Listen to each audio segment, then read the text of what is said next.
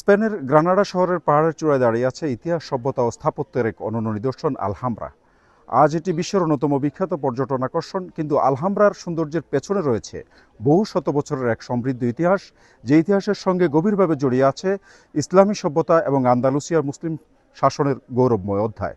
অষ্টম শতক থেকে প্রায় ৮০০ বছর ধরে আইবেরীয় উপদ্বীপের বিভিন্ন অঞ্চলে মুসলিম শাসন প্রতিষ্ঠিত ছিল। এই সময় আন্দালুসিয়া পরিণত হয়েছিল জ্ঞান, বিজ্ঞান, দর্শন, চিকিৎসা, কৃষি, শিল্প ও স্থাপত্যের এক গুরুত্বপূর্ণ কেন্দ্রে। ইউরোপের ইতিহাসের মুসলিম আন্দালুসিয়ার এই অবদান আজও বিশেষভাবে স্মরণ করা হয়। সেই সমৃদ্ধ সভ্যতারই এক অসাধারণ স্থাপত্যিক নিদর্শন হল আলহামরা। এর বর্তমান প্রাসাদ নগরী মূল বিকাশ শুরু হয় ত্রয়োদশ শতকে নাসরিদ রাজবংশের প্রতিষ্ঠাতা মোহাম্মদ প্রথম আল আহমারের সময়।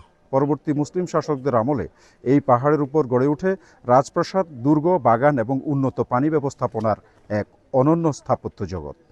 আলহামরার দেওয়ালে আরবি ক্যালিওগ্রাফি, জ্যামিতিক নকশা এবং সূক্ষ্ম অলঙ্করণ আজও সেই সময়ের শিল্প ও সংস্কৃতির সাক্ষ্য বহন করছে। তবে এই ইতিহাস সবসময় শান্ত ছিল না। 1492 সালে গ্রানাডার পতনের মধ্য দিয়ে স্পেনে মুসলিম নাসরিদ শাসনের অবসান ঘটে। এরপর আলহামরা নানা রাজনৈতিক পরিবর্তন, অবহেলা এবং যুদ্ধের ধাক্কা পেরিয়ে আজকের এই অবস্থানে এসে দাঁড়িয়েছে। 1984 সালে আলহামরা ও জেনারেলাইফ ইউনেস্কো বিশ্ব ঐতিহ্যের তালিকায় স্থান পায়। আজ পৃথিবীর নানা প্রান্ত থেকে মানুষ এখানে আসেন শুধু একটি প্রাসাদ দেখতে নয়, বরং কয়েক শত বছরের ইতিহাস, ইসলামী স্থাপত্য এবং আন্দালুসিয়ার এক সমৃদ্ধ সভ্যতার স্মৃতি নিজের চোখে অনুধাবন করতে। গ্রানাডার এই পাহাড়ে দাঁড়িয়ে তাই মনে হয় আলহামরা শুধু একটি স্থাপনা নয়, এটি ইতিহাসের এক জীবন্ত সাক্ষী। চলুন এবার ঘুরে দেখি এই ঐতিহাসিক আলহামরা। দর্শক, এখন আমরা রয়েছি আলহামরার সবচেয়ে গুরুত্বপূর্ণ ও বিখ্যাত অংশ নাসরিদ প্রাসাদে।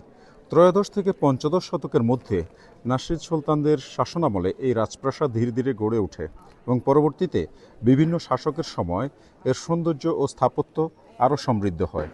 এখানেই বসবাস করতেন সুলতান ও রাজপরিবারের সদস্যরা এবং এখান থেকে পরিচালিত হতো রাজ্যের গুরুত্বপূর্ণ রাজনৈতিক ও প্রশাসনিক কার্যক্রম। নাসরিদ প্রাসাদের সবচেয়ে বড় বৈশিষ্ট্য হল এর অসাধারণ ইসলামী স্থাপত্য।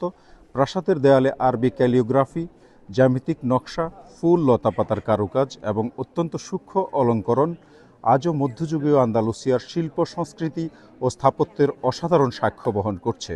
এখানে স্থাপত্যের সঙ্গে পানি, আলো ও ছায়ার এমন এক অপূর্ব সমন্বয় দেখা যায়, যা পুরো প্রাসাদকে এক অনন্য সৌন্দর্য দিয়েছে। বিশেষ করে মিটলসের প্রাঙ্গণ এবং সিংহের প্রাঙ্গণ নাসরিদ স্থাপত্যের সবচেয়ে পরিচিত আকর্ষণীয় উদাহরণ। এই প্রাসাদ শুধু একটি রাজপরিবারের আবাসস্থল ছিল না, এটি ছিল মুসলিম গ্রানাডার রাজনৈতিক ক্ষমতা, সংস্কৃতি, শিল্পকলা ও রাজকীয় জীবনের অন্যতম প্রধান কেন্দ্র। আমার সামনে যে ঐতিহাসিক স্থাপনাটি দেখতে পাচ্ছেন, এটি গ্রানাডার আলকাসাবা, স্পেনের অন্যতম গুরুত্বপূর্ণ ঐতিহাসিক দুর্গ। এটি আলহামরা প্রাসাদ কমপ্লেক্সের প্রাচীনতম অংশগুলোর একটি। মুসলিম শাসনামলে, বিশেষ করে নাসরিদ রাজবংশের সময়, আলকাসাবা মূলত সামরিক দুর্গ ও প্রতিরক্ষা কেন্দ্র হিসেবে ব্যবহৃত হতো। দুর্গটির শক্তিশালী প্রাচীর, প্রহরী টাওয়ার এবং কৌশলগত অবস্থান গ্রানাডা শহরকে রক্ষায় গুরুত্বপূর্ণ ভূমিকা রাখে। 1492 সালে গ্রানাডা খ্রিস্টান শাসকদের দখলে যাওয়ার পর আলকাসাবার নিয়ন্ত্রণও তাদের হাতে আসে। পরবর্তী সময়ে দুর্গটির বিভিন্ন অংশে পরিবর্তন ও সংস্কার করা হয়। আজ আলকাসাবা আলহামরা কমপ্লেক্সের অন্যতম প্রধান দর্শনীয় স্থান এবং এর প্রাচীন দুর্গ প্রাচীর ও টাওয়ার থেকে গ্রানাডা শহরের অপূর্ব দৃশ্য দেখা যায়। মুসলিম স্পেনের সামরিক স্থাপত্য ও ইতিহাসের গুরুত্বপূর্ণ নিদর্শন হিসেবে আলকাসাবা এখনও বিশ্বজুড়ে পর্যটকদের আকর্ষণ করে।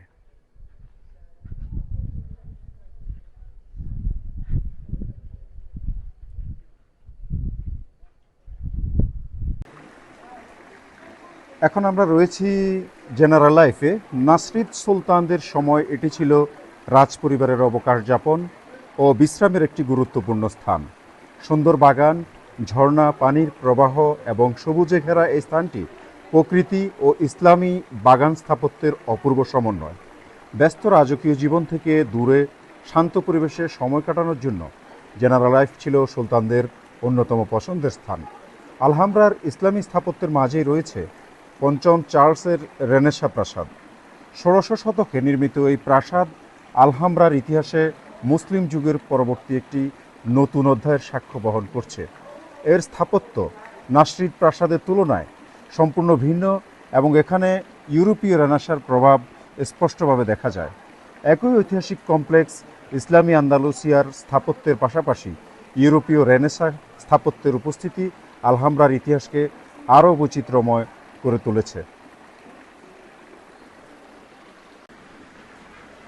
আলহামরার ইতিহাসে যেমন রয়েছে গৌরব ও সমৃদ্ধির অধ্যায়, তেমনি রয়েছে যুদ্ধ, রাজনৈতিক পরিবর্তন ও সংকটের ইতিহাসও। 1492 সালে গ্রানাডার পতনের মধ্য দিয়ে নাসরিদ মুসলিম শাসনের অবসান ঘটে এবং আলহামরা খ্রিস্টীয় শাসকদের নিয়ন্ত্রণ চলে যায়। পরবর্তী সময়ে এর বিভিন্ন অংশে পরিবর্তন আসে এবং দীর্ঘ সময় ধরে আলহামরা অবহেলারও শিকার হয়। 1812 সালে নেপোলিয়নের যুদ্ধের সময় ফরাসি বাহিনী গ্রানাডা ছেড়ে যাওয়ার সময় আলহামরার কিছু অংশ বিস্ফোরণে ক্ষতিগ্রস্ত হয়, তবে সম্পূর্ণ ধ্বংসের হাত থেকে এই ঐতিহাসিক স্থাপনাটি রক্ষা পায় এবং পরবর্তীকালে এর সংরক্ষণ ও পুনরুদ্ধারের কাজ শুরু হয়।